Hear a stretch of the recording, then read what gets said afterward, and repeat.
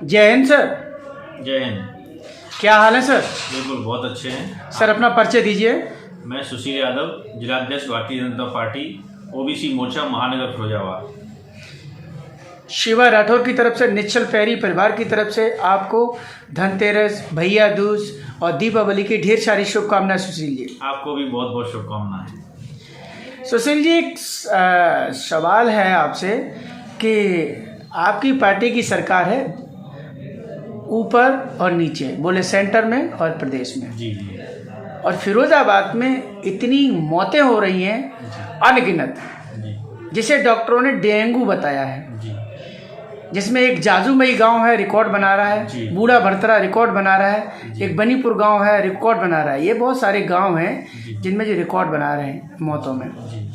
अभी तक कोई ऐसा सार्थक प्रयास नहीं किया गया जिससे कि पब्लिक के अंदर कोई संदेश जाए, ऐसा क्यों? देखिए, आपको ऐसा लग रहा होगा कि सार्थक प्रयास नहीं किया गया है। माननीय मुख्यमंत्री जी स्वयं लखनऊ से चलकर फैजाबाद आए।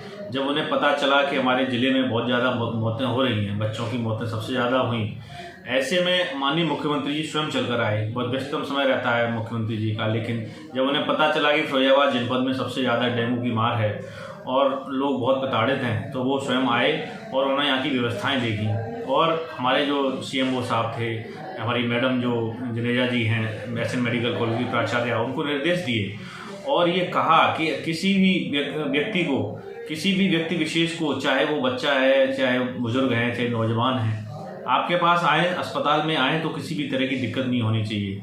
जहाँ तक सवाल आप जाजूमई का और दूसरे गांव का बता रहे हैं, तो मैं आपको बताना चाहता हूँ, हर जगह जैसे पूरे ज़िले में डेंगू फैला है और बहुत मौतें भी हुई हैं।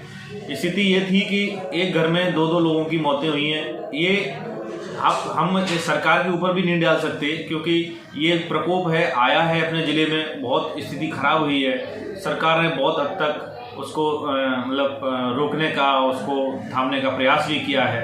इंतजाम भी बहुत अच्छे करे गए।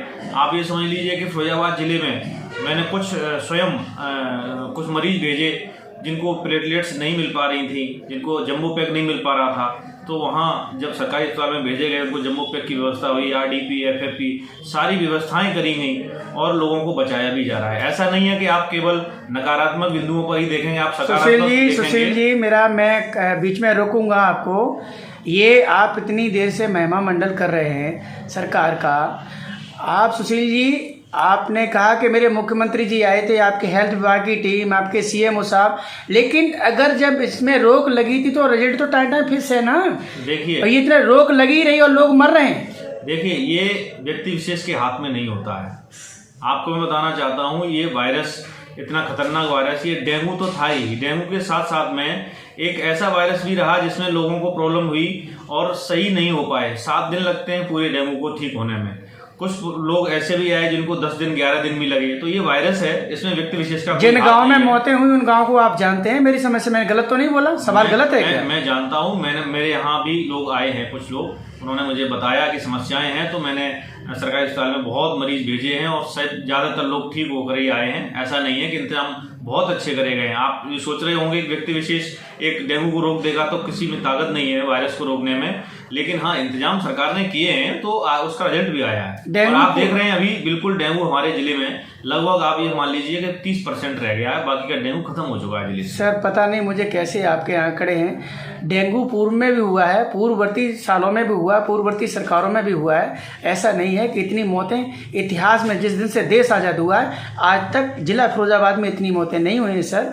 दूसरा सवाल मैं आपको ये देता हूँ, शिवा राठौर का तीखा सवाल। मुझे ऐसा क्यों लगता है, मुझे ही नहीं लगता है, लोगों को भी लगता है, अन्य आपके जो विपक्षी दल हैं उनको भी लगता है। मैं बता दूं आपको, कभी एक मुगालता हुआ था मोहतरमा मायावती को, जब 200+ हुए थे। उसके बाद एक मुगालता पाल बैठे थे जनाब अखिलेश यादव, वो 200+ हो गए थे। फिर जनाब योगी आदित्यनाथ जी आए, वो 300+ हो गए, तो वो और ही ज़्यादा हो गए। उन्हें अब ऐसा लग रहा है कि अहम ब्रह्मास्मि।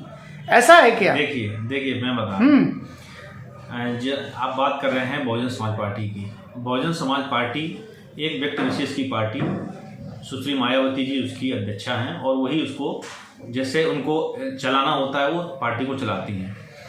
श्री अखिलेश यादव जी, उनके जो पिताजी संरक्षक अभी माननीय मुलायम सिंह यादव जी हैं, वो भी एक परिवार की पार्टी है, ठीक है। लेकिन मैं आपको बताना चाहता हूँ, भारतीय जनता पार्टी आप ये नहीं कह सकते किसी व्यक्ति विशेष की पार्टी, ये एक विचारधारा है और विचारधारा को लोग पसंद कर रहे हैं। पूरे भारत में लोग, आप देख रहे हैं कि लोग भारतीय जनता पार्टी की तरफ रुझान बढ़ रहा है और अभी जो सदस्यता शुरू की गई है वो सदस्यता में भी लोग बढ़ चढ़ के हिस्सा ले रहे हैं। तो अगर सदस्यता इतनी अच्छी स्थिति में, अभी 2 दिन हुए हैं और 2 दिन में अच्छी खासी संख्या में लोग सदस्य बन रहे हैं, तो आप ये समझ रहे होंगे कि केवल मतलब ये व्यक्ति विशेष की पार्टी नहीं है। मैं आपको बता देना चाहता हूँ ये एक विचारधारा है, विचारधारा को लोग पसंद करते हैं और मैं बताना चाहता हूँ कि आप देखना फिर से 300+ हम पास करेंगे। है सुशील जी, जिस मुगालते में आप और आपकी पार्टी, मुझे ऐसा लग रहा है आपको ये पता नहीं है कि डीजल 100 छू रहा है, आपको ये पता नहीं है कि आप गाड़ी में पेट्रोल डलवाने नहीं जाते हैं, 105 पार कर गई है। आप इस मुगालते में आपको पता नहीं कि सिलेंडर 1000 पार कर गया है। खाने का तेल जो 40 रुपया था वो 180 रुपया हो गया है, 200 रुपये किलो तेल बिक रहा है। इसलिए पब्लिक ने वोट दिया था आपको, इसलिए आप यही सरकार है आपकी। जी जी, आपको पता है कि हमारे पड़ोसी देशों में क्या रेट चल रहा है अभी पेट्रोल? क्या लेना देना मुझे यार? क्यों? आप मेरी सुनिए, आप मेरी सुनिए, 2 मिनट सुनिए। पड़ोसी देशों में तब सरकार में तब पड़ोसी देश नहीं था जब यूपीए सरकार थी। तो सुन लीजिए जी, ये जो कच्चे दामों में बढ़ोतरी हुई है, जो कच्चे तेल में जो बढ़ोतरी हुई है, उसमें ये जो पहले स्थिति थी तब कुछ और थी, अब स्थिति बढ़ती जा रही है। धीरे धीरे आप देख रहे हैं कि जिस तरह ग्रोथ हो रही है तो हर चीज के दाम तो बढ़ने तय हैं। लेकिन सटीक जवाब नहीं दे रहे साहब, ये जवाब नहीं है हमारे सवाल का। बहुत जल्दी सवाल का जवाब नहीं है, आप व्यर्थ समय बर्बाद कर रहे हैं, सवाल का जवाब नहीं है। सुनिए, बहुत जल्दी कच्चे तेलों के दाम कम होंगे और आप देखना पेट्रोल और डीजल पे पुनः उस पर धीरे धीरे वो रेट वही आएंगे। सर, रेल का निजीकरण कर दिया गया, स्कूलों का निजीकरण हो रहा है, जहाज़ों का निजीकरण हो रहा है, एयरपोर्ट का निजीकरण हो रहा है, सब कुछ। तो पहले एक भाषण दिया था आपके माननीय प्रधानमंत्री जी ने, हमारे भी प्रधानमंत्री हैं, पूरे देश के प्रधानमंत्री हैं, कि मैं देश नहीं झुकने दूंगा, मैं देश नहीं बिकने दूंगा। एयर इंडिया प्राइवेट कर दी, रेल प्राइवेट कर दी, एयरपोर्ट प्राइवेट कर दिए, आप सब कुछ तो निजीकरण कर दे रहे हो। आप ये देख रहे हैं जब से प्राइवेटाइजेशन हुआ है किसी भी चीज़ का, मैं ये नहीं कह रहा हूँ कि रेलवे को प्राइवेटाइज कर दिया, एयरपोर्ट को कर दिया। जब एक कंपनी को, कोई भी कंपनी आती है, उस कंपनी को हम हैंडओवर करते हैं, कोई भी चीज़ वो अपने तरीके से काम करती है। आप देख रहे थे पहले कितना भ्रष्टाचार था, हर चीज़ में भ्रष्टाचार होता है। जब सरकार खूब प्रयास करती है कि भ्रष्टाचार न हो संस्थान में, लेकिन उसके बावजूद भी भ्रष्टाचार होता है। जब इस व्यक्ति विशेष को किसी को आप जिम्मेदारी सौंप देते हैं, उससे ऐसा नहीं है कि हमने बेच दिया, उससे हमें कुछ अर्निंग नहीं हो रही है। सरकार में बहुत अच्छे लेवल के, ऊंचे लेवल के IAS PCS बैठे हुए हैं, सचिव हैं, बहुत अच्छे लेवल के लोग सजेशन देते हैं। उसके बाद में ही केवल प्रधानमंत्री का ये नहीं है कि हम बैठ के अकेले बंद कमरे में हम कह देंगे कि इसको प्राइवेटाइजेशन कर रहे हैं, ऐसा नहीं है। सरकार देखती है पहले से कि इससे पहले क्या हुआ, आंकड़े सारे जुटाए जाते हैं, उसके बाद में जो भी निर्णय लिया जाता है, माननीय प्रधानमंत्री जी अकेला कोई निर्णय नहीं लेते हैं, वो जो निर्णय टीम लेती है वही टीम को लागू किया जाता है। इससे पूर्व में सरकारें नहीं आई, इससे पूर्व में उनका सिस्टम नहीं था, इससे पूर्व में कच्चा तेल नहीं आता था, इससे पूर्व में रेल और एयरपोर्ट नहीं था। तेल के सर, आप कैसी बात है, आप कैसा जवाब दे रहे हैं? कम थे जी, आप बढ़ गए। जब से मोदी जी की सरकार आई तब से सब कुछ बढ़ गया, और जब मोदी जी की सरकार नहीं थी सब कुछ सही था। चले जाइए, पाकिस्तान चले जाइए, पाकिस्तान से आप प्रधानमंत्री से बात करेंगे तो वो भी कहेगा। सर, आप एक्साइज ड्यूटी क्यों नहीं हटाते थे? आपकी केंद्र सरकार है सर, मेरी सुनिए, आप इस सवाल का जवाब दीजिए। आप यूपी में सरकार है आपकी, आप जो एक्साइज ड्यूटी ले रहे हैं क्यों नहीं हटा रहे? अब ये तो नहीं कह सकते कि यूपीए की सरकार है क्या? राठौर साहब, मेरी भी सुन लेंगे आप? जी, मेरा मतलब ये है, देखिए सरकार आएगी, सरकार के आने से आप ये सोच रहे हो कि मोदी जी आ गए, मोदी जी ने महंगाई बढ़ा दी, ऐसा नहीं है। कांग्रेस सरकार में नहीं बढ़ी क्या महंगाई? आपको नहीं मालूम? उस समय भी 90-100 तेल गया था, आपको नहीं पता है क्या? पहली बार आपने भी तब भी दाल खरीदी होगी, उस समय भी 180 कुछ ऐसी दाल पहुंच गई थी। लेकिन अब धीरे धीरे उसी स्थिति को कंट्रोल करने में समय लगता है, समय लग रहा है, धीरे धीरे उसी स्थिति में फिर से आ जाएगी। मैंने ये कहा आपसे आपने बिल्कुल सही एक फिर सवाल दे दिया मुझे। अरे जब 2 रुपए सिलेंडर बढ़ता था तो सुषमा स्वराज इस दुनिया में नहीं है, वो कट आउट लगा के सिलेंडर का गले में डाल के, और यूपीए हाय हाय, सोनिया हाय हाय, अब ये 1000 के पार कर गए, आप क्या करेगी पब्लिक? देखिए मैं आपको बताना जी, चाहता हूं, मैं किसी पार्टी का प्रवक्ता नहीं हूँ। नहीं, आप पार्टी प्रवक्ता नहीं है, लेकिन जो बात कह रहे हैं मैं आपको बताना चाहता हूं कि जब सुषमा स्वराज जी ने वो डाला था वो पेट्रोल के, डीजल के दाम या रसोई गैस के दाम बढ़े थे, सरकार विपक्ष में होती है तो ये सब किया जाता है, और सारे नेता, यही नहीं है कि अच्छा अब आप पक्ष में आ गए तो अब नहीं सुनेंगे ना, सरकार विपक्ष में होती तो किया जाता है भाई। ये सब चीज जो है, विरोध प्रदर्शन तो विपक्ष करेगा, नहीं करेगा क्या? अभी कांग्रेस विरोध प्रदर्शन नहीं कर रही, अपने उत्तर प्रदेश में क्या समाजवादी पार्टी विरोध प्रदर्शन नहीं समझा जाए कि नौटंकी है सब? नहीं, ऐसा कुछ नहीं है, कोई नौटंकी जनता के साथ छलावा है क्या? कतई नहीं, छलावा नहीं है। आप जो वादे किए वो झूठे हैं? कोई वादा झूठा हुआ अभी तक? हाँ बिल्कुल। कौन सा वादा झूठा हुआ बताइए आप? क्यों? कौन सा वादा पूरा कर दिया? कौन सा बताइए? किसके खाते में 15 लाख पहुंच गए? किसके खाते में 15 लाख पहुंच गए? मेरी सुनिए, स्विस बैंक से किसका पैसा आ गया? मेरी सुनिए, काला धन कितना आ गया? जवाब दो, जवाब दो। मैं दे रहा हूँ 2 मिनट, आप मेरी सुनिए। नहीं, काला धन कितना आ गया जी बताइए? आप नहीं कह रहे, मेरी सुनिए। मैं बिल्कुल जवाब दीजिए ना आप। देखिए जी, जिस गरीब के खाते में, किसान के खाते में अगर 6000 रुपए आ जाते हैं, वो किसान इतना प्रसन्न होता है, आप उससे जाके देखिए।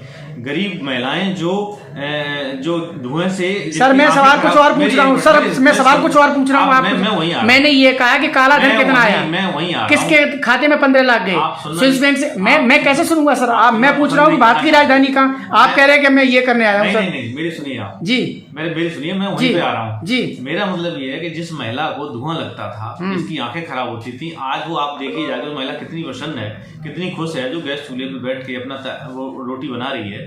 आप उज्ज्वला योजना के तहत देख लीजिए, लोगों को कनेक्शन मिला है, बिजली कनेक्शन, इसलिए सिलेंडर 1000 का कर दिया है। सिलेंडर के दाम फिर घटेंगे, कनेक्शन फ्री कर दिया, सिलेंडर 1000 का कर दिया, दाम फिर घटेंगे, ठीक है? मैंने क्या कहा? सिलेंडर मिला, ये पीछे की बात है। मैंने क्या कहा? सिलेंडर आपने कर दिया 1000 का और कनेक्शन दे दिया फ्री। 400 रुपए का सिलेंडर था, और शाम को लोग लाइन में लगते थे। ये कांग्रेस के समय की बात है, शाम को लोग लाइन में लगते थे, सवेरे जाके उनको सिलेंडर मिलता था। लेकिन 300 का था ना? मेरी सुनिए, 300 का था ना? मेरी सुनिए, आज भी 1000 का तो नहीं है ना?